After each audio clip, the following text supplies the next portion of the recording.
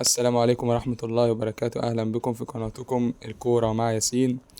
اوعى تنسوا تنزلوا تحطوا اللايك والسبسكرايب اللي يوصلك كل جديد، وتفعيل الجرس ليوصلك كل جديد. ويلا بينا نبدأ بأول الأخبار.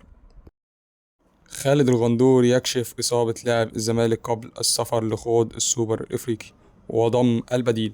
كشف الإعلامي خالد الغندور نجم الزمالك السابق عن تعرض اللاعب نبيل عماد دونجا لاعب الفريق الأبيض للإصابة خلال تدريبات الفريق مؤخرا، وذلك استعدادا للمباراة السوبر الإفريقي القادم أمام فريق الأهلي يوم الجمعة المقبل على ملعب استاد المملكة أرينا في المملكة العربية السعودية. خالد الغندور ومن خلال تصريحاته التلفزيونية كشف عن شعور دونجا بثقل في العضلة الخلفية خلال المران الأخير قبل السفر للسعودية، وتابع أن دونجا تواجد في قائمة الفريق التي سوف تسافر إلى السعودية، ولكن قرر ضم اللاعب محمد السيد لاعب خط الوسط الفريق ليكون بديل محتمل في حال عدم خوض دونجا المباراة.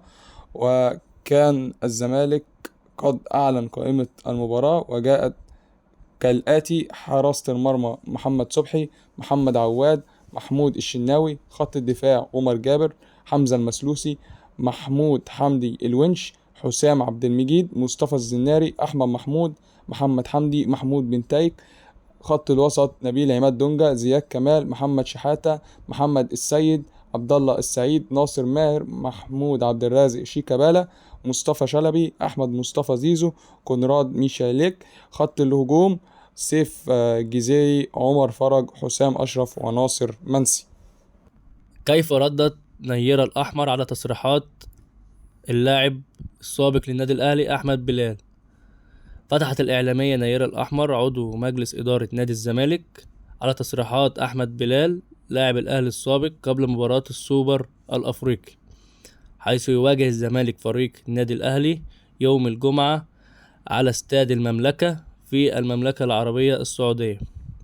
التصريحات التي خرجت من اللاعب السابق للنادي الأهلي أحمد بلال ضد الزمالك، والتي طالب فيها بعدم سفر الفريق الأبيض إلى السعودية لأن النتيجة المحسومة للنادي الأهلي.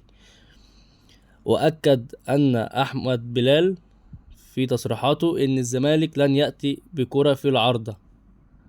وتابعت نيرة الأحمر أنه لا يمكن وصف أحمد بلال بالنجم، لأن النجم ليس بالأهداف ولكن بالتصريحات والكلام المتزن.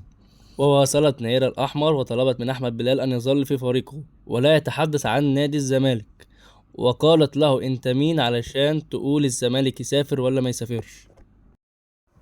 غيابات الزمالك خلال رحلة السوبر الإفريقي أمام الأهلي. أعلن الجهاز الفني الفريق الأول لكرة القدم بنادي الزمالك قائمة الفريق الأبيض لمواجهة السوبر الإفريقي القادمة، حيث يواجه الزمالك فريق النادي الأهلي يوم الجمعة على ملعب استاد المملكة في المملكة السعودية.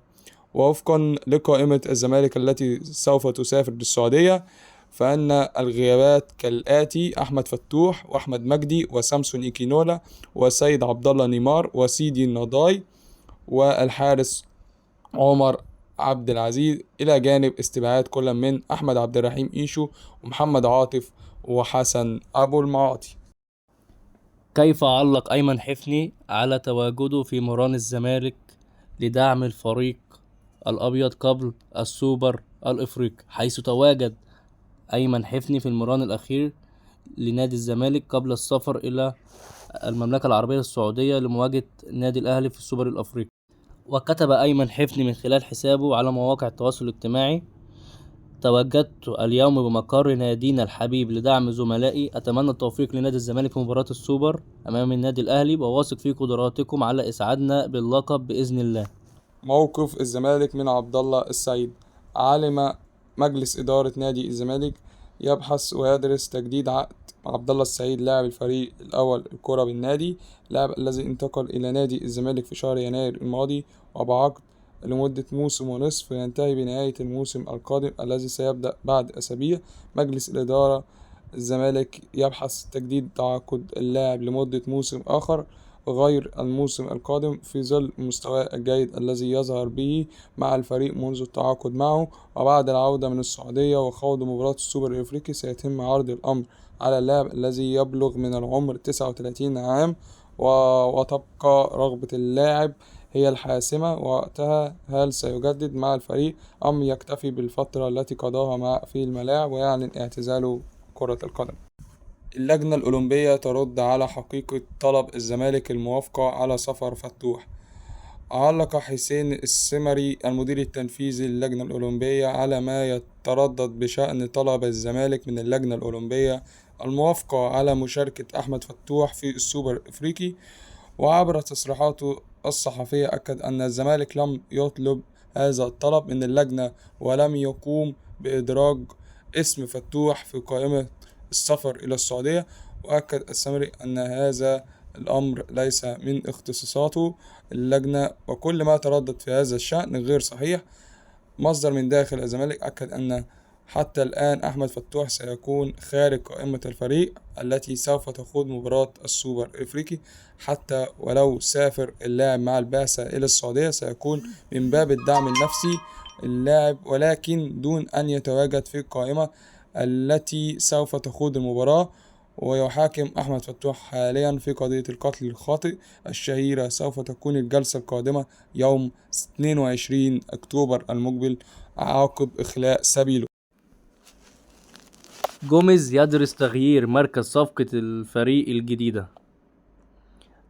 كشف مصدر من داخل نادي الزمالك عن تفكير البرتغالي جوميز المدير الفني للفريق بخصوص محمد حمدي لاعب وظهير أيسر الفريق، اللاعب الذي تم التعاقد معه على سبيل الإعارة لمدة موسم قادما من نادي إنبي. أكد المصدر أن هناك تفكير بخصوص اللاعب في رأس جوميز. التفكير هو الدفع باللاعب وتوظيفه في مركز الجناح الأيمن بدل من الجبهة اليسرى.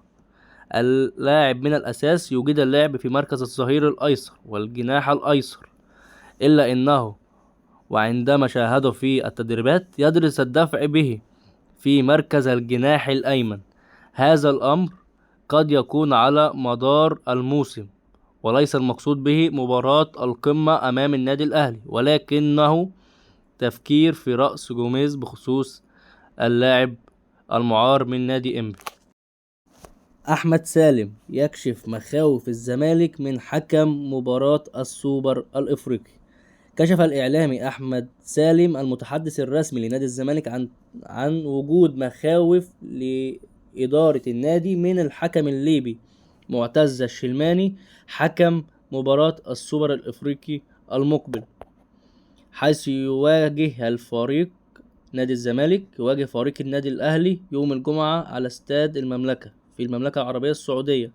الإعلامي أحمد سالم عبر تصريحاته التلفزيونية هناك قلق داخل إدارة النادي من الحكم لأسباب فنية، مؤكدا أنه يتمنى أن تتلقى مخاوف الزمالك قبول الاتحاد الأفريقي وأن يكون هناك صدى لطلباته. وتابع أن ما خرج عبر السوشيال ميديا تسبب في مخاوف داخل إدارة الزمالك وجماهيره ويتمنى تعديل ذلك المسار خاصة من الأمور الفنية التي تخص الحكم. وفي النهاية نتمنى خروج المباراة بالشكل الذي يليق باسم الناديين في المنطقة العربية. مينا ماهر يرد بقوة على أحمد بلال. رد الإعلامي مينا ماهر المذيع في قناة الزمالك على تصريحات أحمد بلال. والتصريحات التي خرج بها أحمد بلال أن الزمالك ما يسافرش إلى السعودية لأن النتيجة محسومة للنادي الأهلي. وقائلا مينا ماهر من خلال برنامجه على الزمالك قناة الزمالك تحدث قائلا نادي الزمالك خط أحمر وليفل تاني خالص، وهنا في قناة الزمالك نرد على كل شيء ضد النادي ولا ينال رضا الجمهور. وتابع بتأسف وبعتذر للجماهير لأن أديت للشخص ده أهمية، وفي كلام وجمل كتير ملهاش 60 لازمة. أي حد عايز يطلع ترند ويجيب مشاهدات يتكلم عن نادي الزمالك، واستكمل. الشخص اللي اتكلم ده ما كانش عنده اي حاجة يقولها، وده اللي ظهر فعلا. ليه نرجع فتنة وتعصب بين الجماهير؟ وانا رأيي الشخصي في موضوع تصريحات اللي قالها احمد بلال، ان ده ما ينفعش الكلام ده يطلع من لاعب سابق للنادي الاهلي. وحتى لو كان طلع الكلام ده من لاعب في نادي الزمالك او لاعب سابق لنادي الزمالك، ما ينفعش الكلام ده يتقال، لان ده بينبذ تعصب بين الجماهير، جماهير الاهلي وجماهير نادي الزمالك، وده ما ينفعش.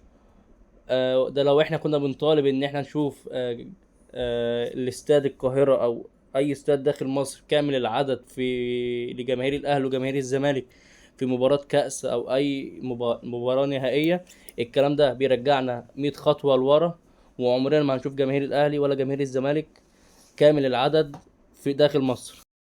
وبكده بتكون حلقتنا انتهت.